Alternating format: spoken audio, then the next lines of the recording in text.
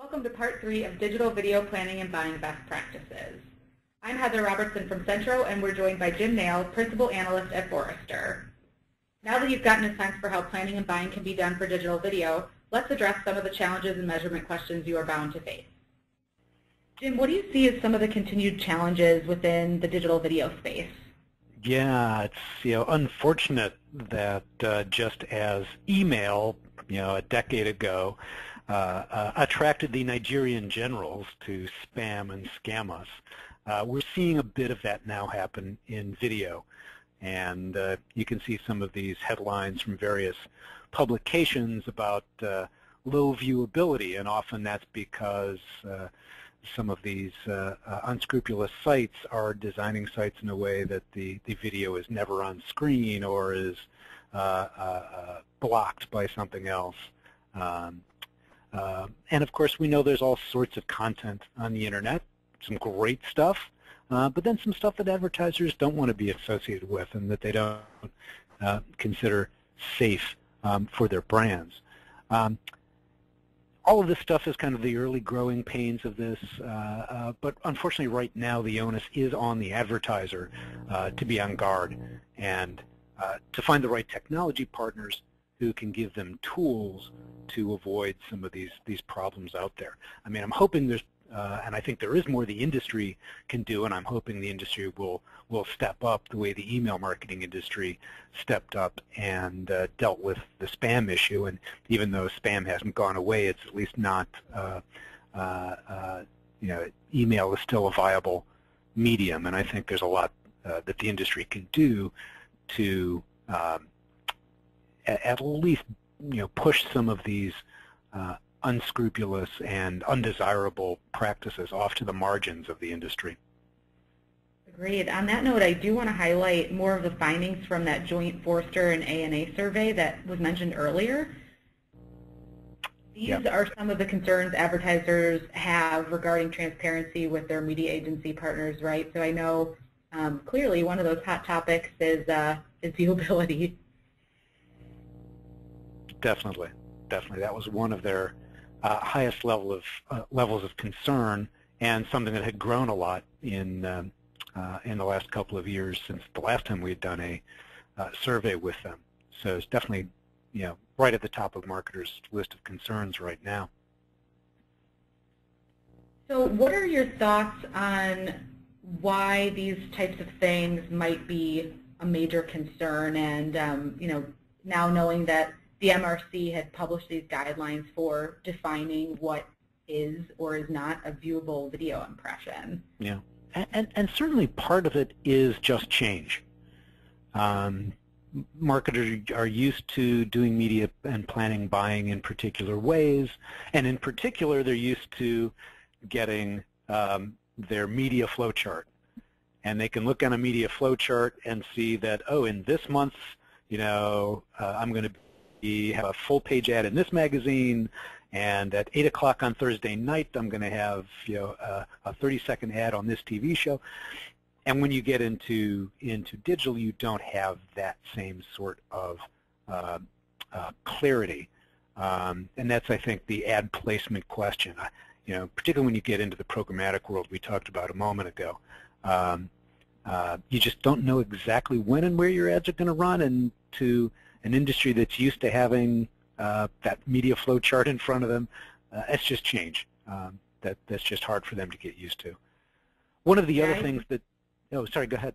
No, that's okay. I was going to say, I think definitely agree with you, as you'd mentioned earlier, about some of those shady business practices that are happening. I think one of my least favorite ones is publishers selling what they claim is pre-roll inventory, but actually placing the ads in autoplay banners at the bottom of a site. I think that, to me, seems like one that I hear about more and more frequently as it relates to the ad placement piece, too. Yeah. And that is the kind of thing where, whether it's the IAB or other sort of industry association, can come together and say, you know what, that's not an acceptable practice. If you sell it as pre-roll, here's what that should look like, and have the industry agree that, so that everybody understands that when you buy something, you get what you expect to get. That's kind of a basic of a well-functioning marketplace. Yeah, it seems like it should be easy enough to do, right? Yeah, yeah. Well, it's about transparency, Yeah. and in the traditional media and marketing world, it's been around long enough. They've developed these kinds of standards and practices, and the the formats are matured and things like that. So you do kind of know what you're going to get in traditional media. That's still evolving in the digital space, and I think sometimes the digital space confuses, massive amounts of data with transparency, because I do hear some of the programmatic players saying, oh, well, if you want to see every impression, our system can spit out exactly every impression and who it was delivered to, where it was delivered, et cetera, et cetera. Well, you can't really go through, you can't expect a marketer to go through that impression by impression when they're buying tens of millions of impressions. So I think it is a matter of maturing around some of this basic assurance that, when I buy pre-roll, here's that definition, everybody agrees with that definition. When, I get the report that that ad was delivered, I know it was delivered to a real human being and not, to a, click farm or to some bots or something like that, and that the data used to pick that individual who sees that ad is good data that truly does define that that person is in the target audience that I, as the advertiser, have said is the audience I want to reach. Yeah, I think it's definitely important to help reestablish that trust between the advertisers and publishers too. And so I think this is probably leading advertisers back to that premium content where they can get the trusted publisher brand, and videos are typically served in a larger player size that should help with improving the viewability and the impact of the ad. So what do you think, Jim? Yeah, no, I think that's absolutely right. I think advertisers do have that trust in, ABC, NBC, CBS, Fox, Discovery Networks, A&E, AMC, all those companies that they buy their television advertising from. I think they have a very high degree of trust that not only is that content, brand safe and it's content they want their brand associated with, but those organizations have been around. They understand what advertisers are trying to achieve. And so, when you sign a contract with them, shake hands with them, and make a buy with them, you can sleep well at night knowing that they're going to deliver your message, and they wouldn't even think about using some of those technical tricks we talked about that inflate ad delivery counts or hide your content, your ad content somewhere. So it's just much more of a known quantity. I think some of the things like this I was talking about before, the clips of shows or the clips of sports highlights, coming from a lot of those same organizations.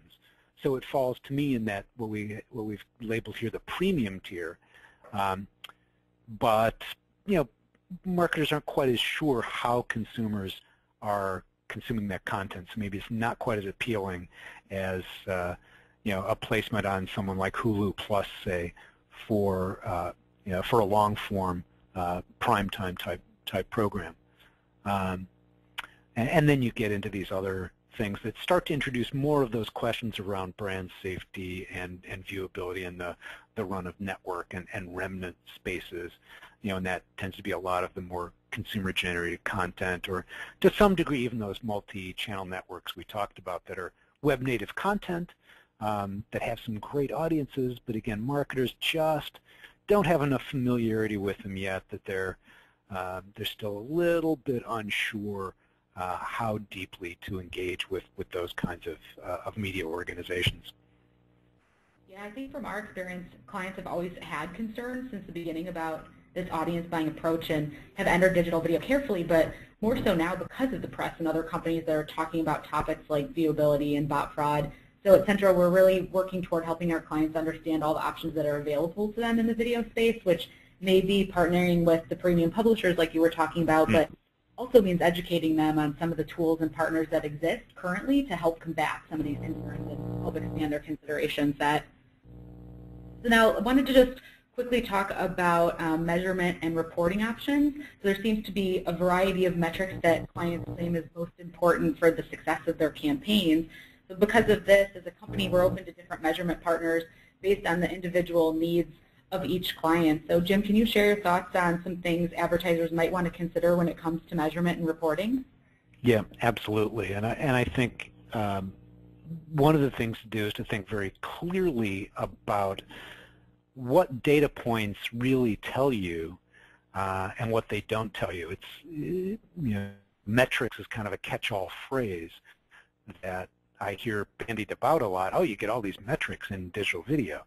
But you really have to think about what do you want to know about your campaign and what does any particular data point tell you. And I've kind of lumped them into these four buckets of distribution, consumption, communication, and performance or impact. And what I mean by that is distribution is simply, how far and wide is your message spread to the audience. So that's things like traditionally gross rating points. That just tells you, how many people were exposed to that ad, or impressions is the same kind of thing. That's simply a measure of how many people had the opportunity to see the ad.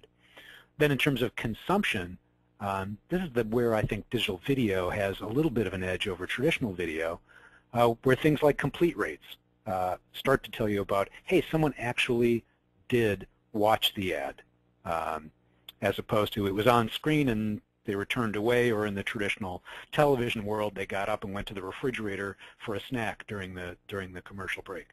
So consumption lets you know that, hey, there were eyeballs that were really looking at that ad. And then you get to the area of communication. Did the consumer get that message?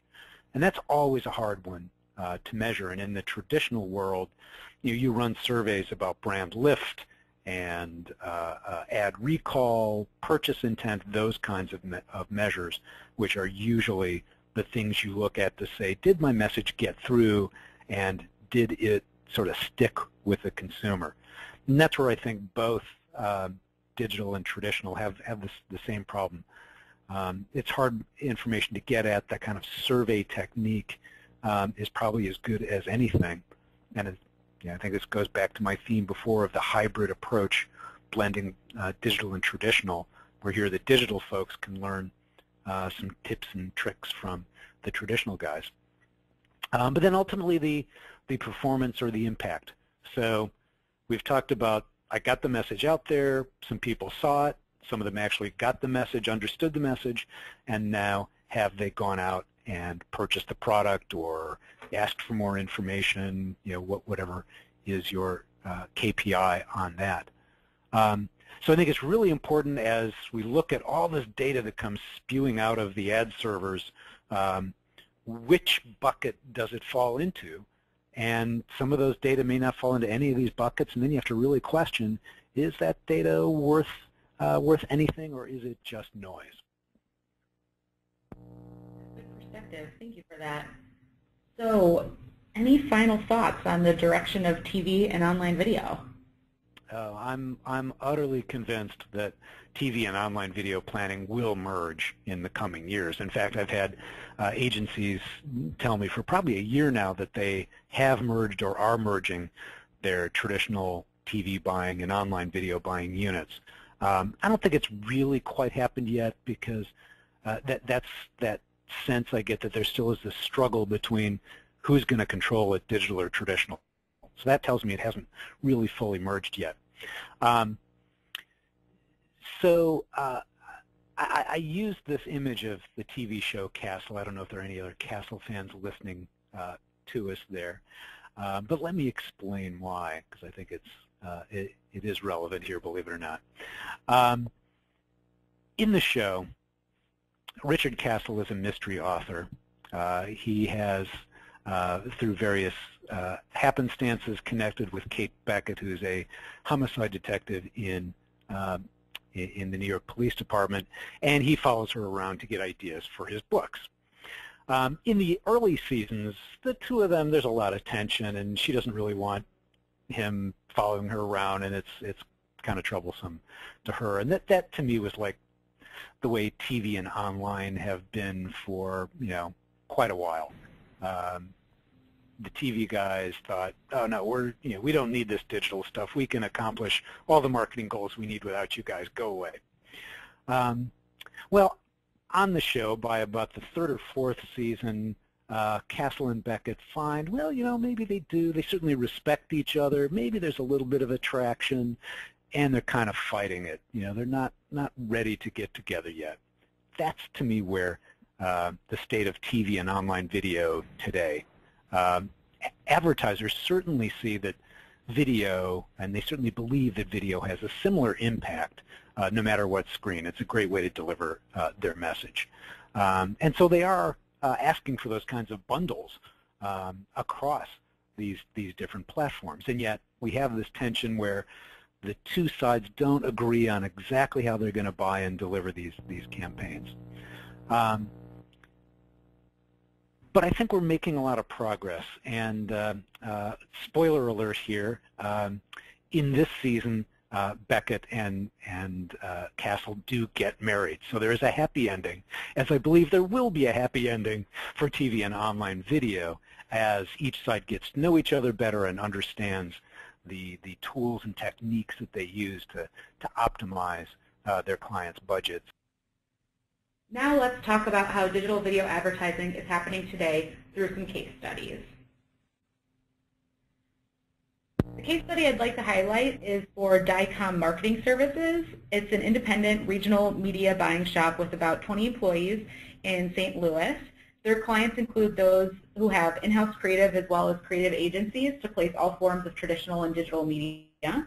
From a vertical perspective, their clients include hospital systems, regional banks, colleges and universities, grocery stores, automotive repair stores, and law offices, just to name a few.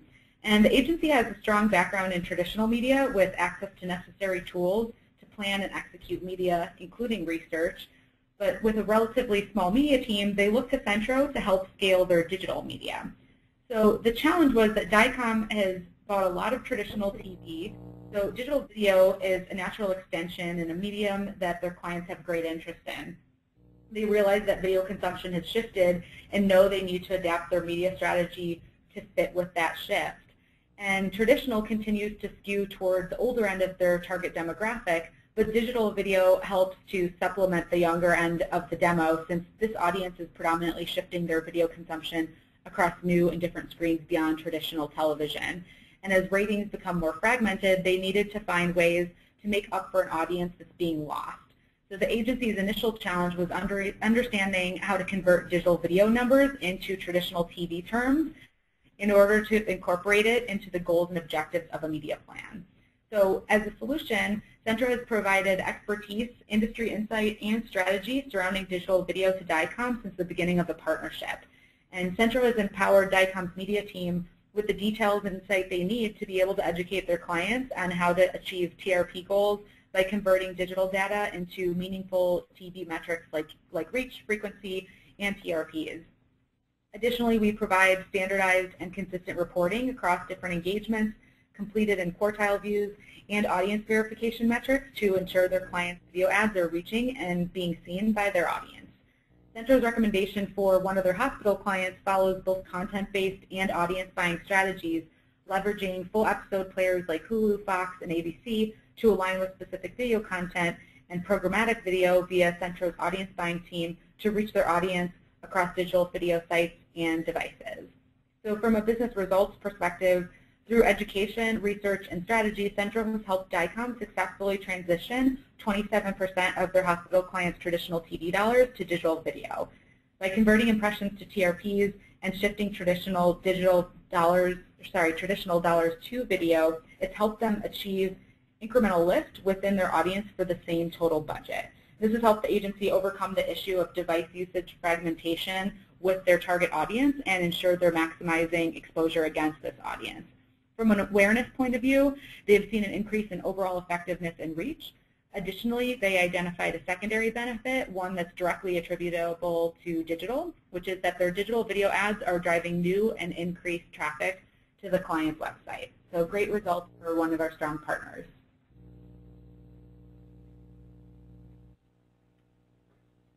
For our final thoughts, we want to leave you with a few key takeaways.